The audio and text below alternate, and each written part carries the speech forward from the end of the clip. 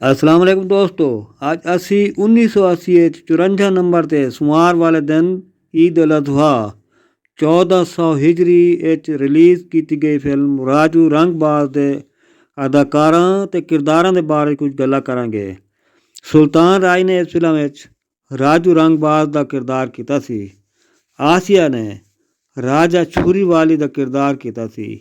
ਇਕਬਾਲ ਹਸਨ ਨੇ ਅਖਤਰ ਵਕੀਲ ਦੇ ਰੂਪ ਵਿੱਚ ਸੁਲਤਾਨ ਰਾਜ ਦੇ ਭਰਾ ਦਾ ਕਿਰਦਾਰ ਕੀਤਾ ਸੀ। ਨਜਮਾ ਨੇ ਜ਼ੀਨਤ ਦੇ ਕਿਰਦਾਰ ਵਿੱਚ ਇੱਕ ਸੇਠ ਲੜਕੀ ਦਾ ਕਿਰਦਾਰ ਕੀਤਾ ਸੀ। ਨਬੀਲਾ ਨੇ ਸੁਲਤਾਨ ਰਾਹੀ ਤੇ ਇਕਬਾਲ ਹਸਨ ਤੇ ਗੁੱਡੋ ਦੀ ਮਾਂ ਦਾ ਕਿਰਦਾਰ ਕੀਤਾ ਸੀ। ਸੈਕਾ ਨੇ ਗੁੱਡੋ ਦੇ ਕਿਰਦਾਰ ਵਿੱਚ ਨਬੀਲਾ ਦੀ ਧੀ, ਸੁਲਤਾਨ ਰਾਹੀ ਤੇ ਇਕਬਾਲ ਹਸਨ ਦੀ ਭੈਣ ਦਾ ਕਿਰਦਾਰ ਕੀਤਾ ਸੀ। ਅਫਜ਼ਾਲ ਅਹਿਮਦ ਨੇ ਮੀਰੂ ਰੰਗਬਾਜ਼ ਦਾ ਕਿਰਦਾਰ ਕੀਤਾ ਸੀ। ਜੱਗੀ ਮਲਕ ਨੇ ਦਾਦੂ ਬਦਮਾਸ਼ ਦਾ ਕਿਰਦਾਰ ਕੀਤਾ ਸੀ। ਮੁਨੀਰ ਜ਼ਰੀਫ ਨੇ ਰਫੜੀ ਦਾ ਕਿਰਦਾਰ ਕੀਤਾ ਸੀ। ਅਲਤਾਫ ਖਾਨ ਨੇ ਸ਼ਰਾਬੀ ਤੇ ਸੈਕਾ ਦੇ ਖਾਵਨ ਦਾ ਕਿਰਦਾਰ ਕੀਤਾ ਸੀ। ਅਬੂ ਸ਼ਾਹ ਨੇ ਮੌਲਵੀ ਇਮਾਮ ਬਾਈਤ ਤੇ ਇਮਾਮ ਮਸਜਿਦ ਦਾ ਕਿਰਦਾਰ ਉਹਨੇ ਕੀਤਾ ਸੀ।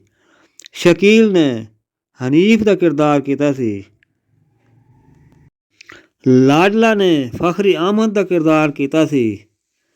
ਆਬਿਦ ਭੱਟ ਨੇ ਜੱਜ ਦਾ ਕਿਰਦਾਰ ਕੀਤਾ ਸੀ। ਅਦਾਕਾਰ ਸ਼ੀਦਾ ਨੇ ਆਸੀਆ ਦੇ ਭਰਾ ਦਾ ਕਿਰਦਾਰ ਕੀਤਾ ਸੀ। ਸੈਕਾ ਨੇ ਰੇਸ਼ਮਾ ਦੇ ਕਿਰਦਾਰ ਇੱਕ ਅੰਧੀ ਲੜਕੀ, ਸੁਲਤਾਨ ਰਾਹੀ ਤੇ ਇਕਬਾਲ ਹਸਨ ਦੀ ਭੈਣ ਦਾ ਕਿਰਦਾਰ ਕੀਤਾ ਸੀ। ਦੋਸਤੋ, ਇਸ ਫਿਲਮ ਦੀ ਮੁਕੰਮਲ ਮਾਲੂਮਾਤ ਲੈਣ ਲਈ ਤੁਸੀਂ ਆਪਣੇ ਚੈਨਲ ਵੈਲਕਮ ਸਟੂਡੀਓ ਚੈਨਲ 'ਤੇ ਜਾਓ, ਫੋਲੋ ਕਰੋ, ਸਬਸਕ੍ਰਾਈਬ ਕਰੋ।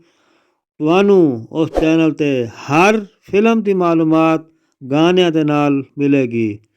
ਦੋਸਤੋ, ਤੁਸੀਂ ਆਪਣਾ ਬਹੁਤ ਸਾਰਾ ਖਿਆਲ ਰੱਖਣਾ। ਜ਼ਿੰਦਗੀ ਦੇ ਤੇ ਕਿਸੇ ਹੋਰ ਫਿਲਮ ਦੀ ਵੀਡੀਓ ਦੇ ਨਾਲ ਅਸੀਂ ਫੇਰ ਮਿਲਾਂਗੇ। ਮਾਰ ਮੁਨੀਰ ਨੂੰ ਇਜਾਜ਼ਤ ਦਿਓ। ਅੱਲਾ ਹਾਫਿਜ਼।